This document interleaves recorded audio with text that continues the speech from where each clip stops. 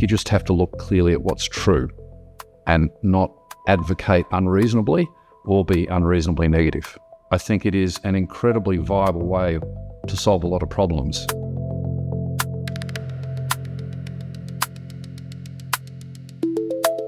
There's a lot of responses to climate adaptation in water supply decisions. In a lot of places around the world, it's well recognised that climate change is making rain less certain.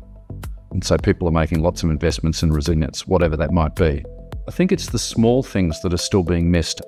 There are a lot of assets where the access to them is exposed to flooding. And flooding is getting worse and worse all the time. Actually, getting it so you can access assets during floods, it could be quite expensive.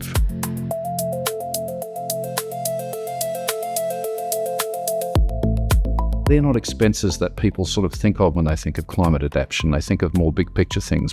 It's the sort of death of 1,000 cuts of all the small things you have to get right. A lot of people who work in the water industry kind of have the view that they've worked out what the right answer is, and if they're compelling enough, everybody else will come along for the ride. And I think the evidence-based view is that's backwards, is that you have to do more listening and you have to work out what the answer is that fits the place you're in. Answers for water supply are entirely place-based, and not just place in the physical sense, but in the sense of the politics and the community, etc., in which they sit.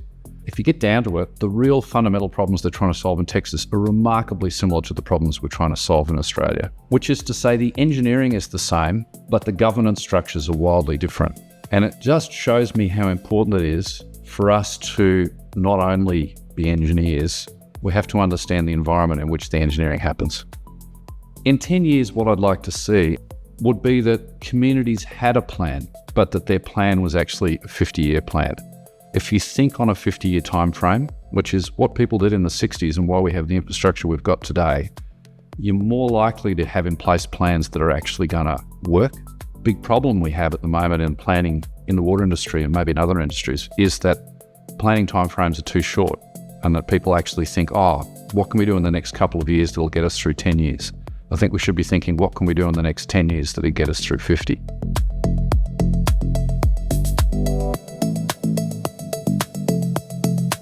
Nexus, published by GHD. Actionable Foresight.